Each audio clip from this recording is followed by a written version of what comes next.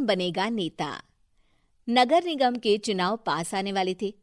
पूरे कानपुर शहर में टिकट को लेकर मारामारी शुरू थी, लेकिन सबसे ज्यादा चर्चा में वार्ड नंबर 40 की सीट थी। वो इसलिए क्योंकि इस बार वहां की सीट महिला के लिए आरक्षित थी। अब सवाल ये था कि चुनाव लड़ेगा कौन। इससे पहले ठाकुर साहब वहां से पार्षद थे और इस बार उन्होंने अपनी पत्नी सीमा ठाकुर को टिकट दिलवाई और ठाकुर साहब की शान के कारण सीमा जी ने 20,000 वोटों से चुनाव जीत लिया। अरे बधाई हो सीमा भाभी, अब तो आप वार्ड की पार्षद बन गई हैं। अब तो हमारे काम आप ही करवाएंगी। अरे ये तो सिर्फ नाम की पार्षद बनी है, वो तो महिला सीट आ गई, वरना पार्षद तो मुझे ही बनना था। अब भले ही चेहरा इसका होगा, लेकिन पावर तो मेरी ही होगी। अरे वाह भाई साहब, क्या दिमाग लगाया है आपने भी। आइए आप लोग, खाना लगा दिया है सबके लिए। सीमा जी पार्षद बन चुकी थीं, फिर भी उनकी एक ना चलती। सारे काम ठाकुर साहब खुद ही संभाल लेते और जहां जरूरत पड़ती वहां सीमा जी का अंगूठा लगवा लेते। सीमा जी ज्यादा पढ़ी लिखी भी नहीं थी। एक दिन ठाकुर साहब और सीमा एक प्रोग्राम में जाते हैं। अरे ठाकुर साहब, आप आ गए। ओहो, पार्षद मैडम भी आ गई हैं। स्वागत है आप दोनों का। लगता है हमारे पार्षद फंड का सही इस्तेमाल हो रहा है। चलिए अब उद्घाटन करते हैं। ये लीजिए ठाकुर साहब कैची, आप ही सबसे पहले प्रवेश कीजिए। सब लोग आगे निकल जाते हैं और सीमा जी पार्षद होने के बावजूद भी पीछे खड़ी रह जाती हैं।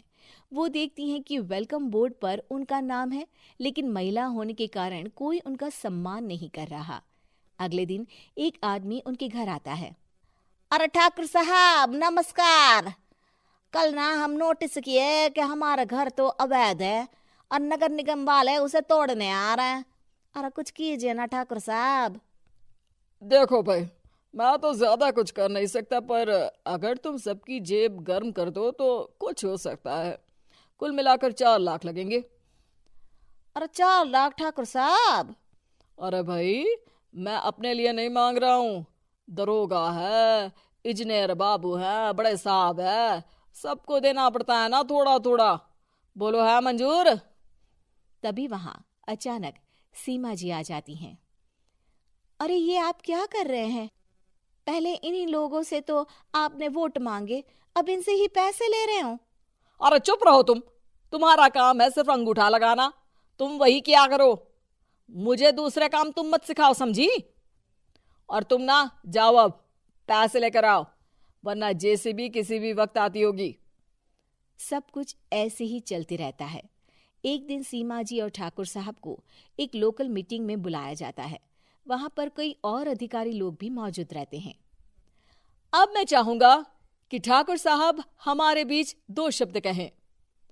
मेरे प्यारे भाइयों और बहनों, आज मेरा सौभाग्य है कि मैं आप सबकी सेवा दिन रात कर पा रहा हूं। आपने मेरी पत्नी को भारी मतों से जिताया है, इसलिए मैं आप सभी का शुक्रगुजार हूं।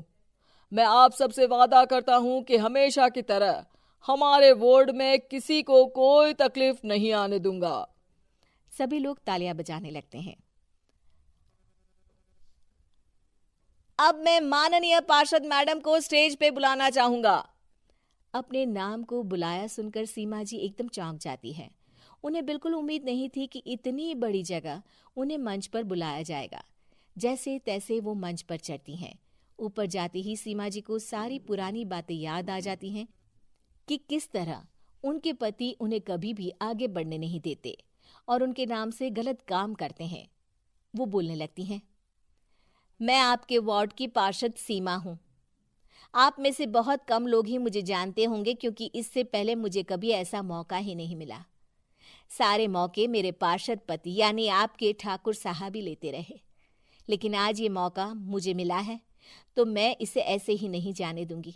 मैं आपको ये बताना चाहती हूँ कि आपके ठाकुर साहब मेरे नाम की आड़ में गैर कानूनी काम करते हैं, जिस पर अंगूठों के निशान मेरे होते थे।